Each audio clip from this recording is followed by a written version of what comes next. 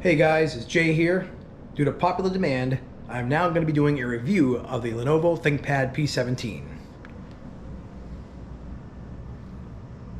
Alright, so it wasn't due to popular demand. There was one comment on the unboxing video that requested it. But still, let's have some fun today.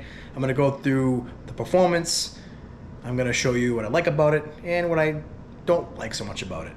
Stay tuned.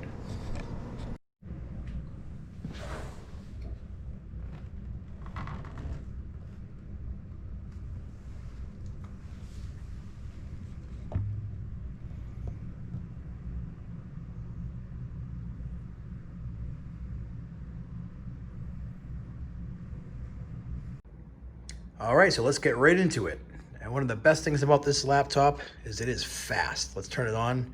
Just power it off right now. And it takes about 10, maybe 15 seconds at the most to boot up right into the Windows login screen. And the facial recognition kicks in. As soon as you see that, boom, right into Windows on your desktop, ready to work. And now if you're walking around, you don't feel like sticking your face in front of the camera to unlock your screen there. Well, let's lock this here. You also have the fingerprint option, which is just as fast. So as far as battery life goes, I'm actually pretty impressed with it so far. Now this is saying an hour and 35 minutes, but I get about an average of 3 hours battery life on performance mode with maximum brightness while surfing the web, watching YouTube videos, Facebook, Instagram, working on files. I mean, it's really good. And I haven't tested it with battery saver mode for the whole time, but that's not bad. Opening applications is really fast. I use this application right here, Wondershare Filmora, to edit my videos and publish them. And now you'll hear the fans kick in when it's processing videos, but it works pretty good. Pretty impressed with it. As far as games go, now this does have a 4GB Quadro T1000 video card. It's not meant for video games and things like that. But I don't have Steam on here. I have some other games here like Apex Legends, CSGO, PUBG, and they do a decent job. I mean, you can't put them on the maximum settings, but maybe medium to high and you do pretty good. I also have Far Cry 5, which I have to put on medium to high. And there's also a game called Hyperscape I just downloaded, and actually it ran decently. I would say I'm getting, high settings on that. So, it's worth playing some games on if they're like 3 or 4 years old, if they're not like brand new games, some, older game titles. But, I mean, you could always install the NVIDIA GeForce Now app and stream them over the internet. And as long as you have a good connection, you don't need to have the highest graphics card available, the most expensive one. So, yeah, there you have it so far with the performance. All right, now let's talk about the display. And as you can see, my search result was for royalty-free drone footage in 4K because I don't want to deal with any copyright claims here. This is YouTube after all. So let's take a look at this. This is some drone footage here, stock footage. And as you can see, this is in 4K. Let's hit play on that and let's go full screen. And you can check out the audio too while we're at it. This is a laptop. Don't expect the best performing audio, but it's got the Dolby Atmos speaker system, and it's not bad. It does the job. And this video is being recorded in 4K, so if you're watching this on YouTube and you have a 4K monitor or display, make sure you check it out. So it's not too bad. Can't complain. But one thing I noticed is some videos don't play as good as others. Now, I'm assuming this is probably recorded in 24 or 30 frames per second, but check this out. 4K, 60 frames per second. And I get one here for Costa Rica in 4K. Let's click on that. Go full screen.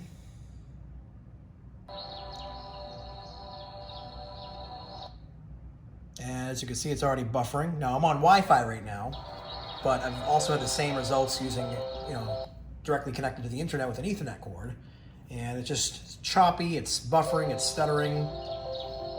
And I don't know if it's because the monitor can't handle it or it's because of the YouTube, but I mean, I'll show you another one here just to show you that it's not always that bad. Like here's one, The Magic of Icelandic Coastline in 4K, 60 frames per second. Let's go full screen on that. And it's a slight improvement. If you look closely, you'll see that it's still kind of choppy. It's still stuttering and buffering and all that good stuff. I mean, the colors look nice, but that was kind of a disappointment to me. I wasn't sure if it should be able to handle this or not. I haven't tried downloading a 4K 60 frame per second video directly and seeing if it's just because it's on YouTube it's doing that. I guess we could always try that, shouldn't we? Yeah. Let's try that next. All right, so I just stepped away for a minute, took my GoPro 9 Black, and just recorded a quick little video. And I recorded it in 4K 60 frames per second, and I'm recording it on my cell phone now at 4K 60 frames per second. Let's see if it works. All right, so by the time you watch this video, it's going to be being played back on my computer, and you'll be able to tell whether the 4K 60 frames per second works well. Bear, not bad. Get some action here. Come on, move it. Come on, come. Come on, you slow animal. Come here, Bear, come. Good boy. Come on. Good boy. Come on, dog. All right, I'll stop messing with my dog there, but you get the point. I think it might have just been YouTube servers. The 4K playback is not bad. Not bad at all. 60 frames per second. Speaking of display, I noticed something that seemed a little off shortly after I got my laptop. Thought it was a little glitch, so I said, you know what, let's go into Paintbrush here and fill the screen black. Put it in full screen. And, well, this might help a little bit. Let's turn the lights off. See if I can get a closer look here for you. Might not see it. If you can't see it on the video, I will post a still image after this, but right there, there's a dead pixel. A dead pixel on my brand new 4K display. So that was definitely a bummer. So what I did though, and I'm glad I did this, I'm glad I spent the little extra cash and I got the Lenovo warranty, specifically the on-site support. I think it was a little bit over $100 to get it, but highly recommended. So as I load this up, I've got the 2-year extended warranty with the premier on-site support, so it covers parts and labor, basic phone support for hardware issues, repairs done at your location, because unfortunately, if you don't go with that option, you got to send it back, and it has to go all the way to Texas. You got to wait who knows how long to get it back. I know this because my ex-wife had a Lenovo laptop that literally just died. They said that the motherboard had died for some reason, and it's been over 2.5 weeks. She still doesn't have her laptop back, and she has no idea when. She called support. They sounded like they didn't know what they were talking about. They didn't sound very confident or competent. So, like I said, definitely worth it because they will replace it. But unfortunately, so far, let's go over here to the repair status. I submitted this claim on November 4th. It is now November 18, and it's still in progress because the part is on back order, and they don't even have an estimated time when it's going to arrive. So, good thing is, I mean, one dead pixel, barely even notice it. It doesn't impede my ability to use the laptop, so not a big deal. But I am concerned about the support. I have no idea when I'm going to get the laptop screen replaced. So I'll give you guys an update on that, but at least it's covered. All right, another little quirk that I noticed on this laptop is the scaling is not always optimized for a 4K display. For example, if I'm trying to open up Outlook, look how small that dialog box is that pops up. Or, let's say CC Cleaner. I can tell this dialog box is kind of cut off at the bottom here. And some of the dialog boxes that pop up in some of the programs have blurred text. So some strangeness there. Another thing I noticed is I use WorkSpot because I remote into my work desktop, and you know, I use a tool called Log Me In Rescue. And when I get onto someone's desktop, it looks like their screen is about, you know, half the size that it should be, and I have to increase it to 180% for it to fill in the full screen. And some of the dialog boxes are off, and the scroll bars are off, and you know, it's just a little wonky. So again, not a deal breaker, but just something to be wary about when using a 4K display. Not all the applications are up to date to handle the scaling properly on a 4K display. Now, these last couple of items I'm going to mention are kind of nitpicky, but I figured it's relevant to anybody watching this video and thinking about buying the laptop. And I noticed that I'm always having to clean it. In fact, I missed the spot earlier. Seems to catch some grease and fingerprints and smears, dust and dirt. I have to clean it every other day. I think the surface of this would be some kind of better quality, more resistant to fingerprints and oil and things like that, but it is what it is. It's a minor complaint. The next thing I want to talk about is, let's close the lid here. I have a piece of tape on the bottom of this foot here on the left-hand side in the front. Let's take it off to show you why. And I put it down, put the screen back up again.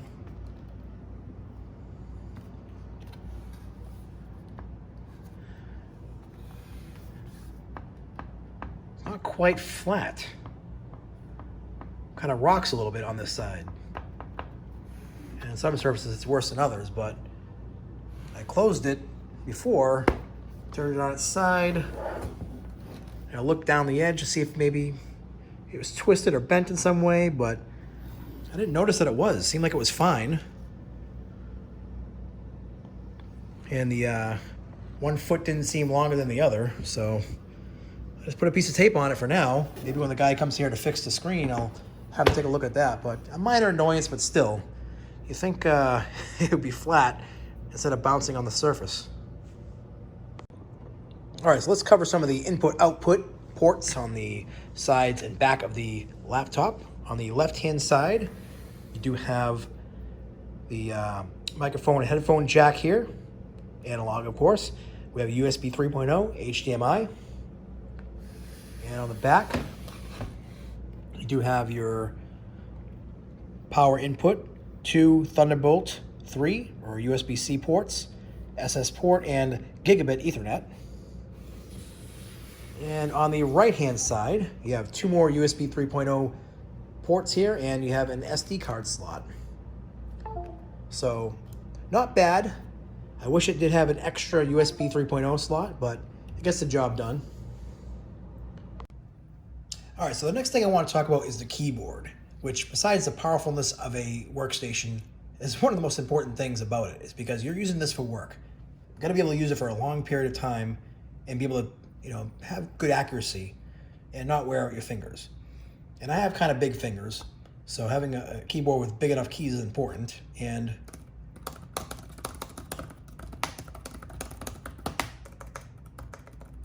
so I find myself making a lot of typos and having a backspace a lot. I came from a Dell Precision M6800, and they has the best keyboard on a laptop I've ever used. Big keys, it feels like a real keyboard, good action. I just feel like this keyboard leaves a lot to be desired. I mean, it gets the job done. It's not much better than a regular laptop keyboard. I wish they put a little bit more effort into making it like a Dell Precision keyboard. And honestly, it's just passable, in my humble opinion. Now, another annoying thing about the keyboard is this. Why do they swap the function and the control? For that, I have no idea. The good news is, though, you can go into the BIOS and swap those keys. So I have done that. I now have the function key as control and the control as function. It's also annoying because you have the function lock here, and I wish they had these here on a separate row.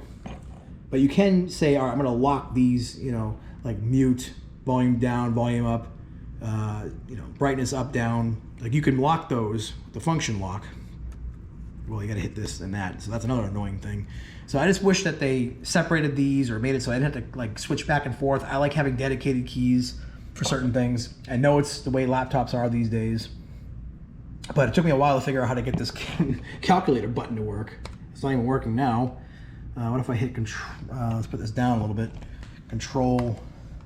Oh, that doesn't work. Puts an equal sign there. How about function? Nope. Turn the function lock off. I've had it work before. It doesn't work now, so it's it's a crapshoot. I can never get the calculator thing to work, and I actually use that button. Maybe most people don't, but of course I pinned it here to my start menu. But I digress. Little minor complaints, but otherwise not bad. B-. All right, last but not least, I want to talk about the Lenovo Vantage application. And here you can check for system updates. I even did a BIOS update a couple days ago. Windows updates, critical updates, things like that. Definitely a good idea to check it out every so often. There's a hardware scan, links to support, with articles, how-to, etc., apps. The best part, in my opinion, is the My Device settings here under Device. And here you can adjust, you can add the Lenovo Vantage toolbar, which gives you shortcuts to, privacy mode on the camera or airplane power mode, things like that. Has intelligent cooling, some battery settings you can adjust, and always on USB, including the ability to charge devices with it even when it's off, which is nice. And there's also some settings in here if you want to change certain functions on the keyboard, things like that. Definitely good to use. All right, so in summary, I would say this is a pretty solid laptop. It's well made, it's sturdy, it's got a fantastic display on it, and it's just fast. It boots up fast, loads applications fast, and doesn't slow down when you're processing videos or recording music. So I'm pretty happy with that. Again, it does leave some things to be desired. The keyboard could use some improvement. The surface here could be better at repelling fingerprints and dust and dirt and stuff like that. And I would, probably be happier if the support with Lenovo was, more competent and, a quicker turnaround. I mean, having to wait over 2 weeks for a part for something that's defective is not ideal. But luckily, I'm in a position where it doesn't affect my ability to use the laptop. So total rating, I would say 4 out of 5 stars. If it wasn't for the things I complained about, I would definitely give it 5 stars. Thanks for watching.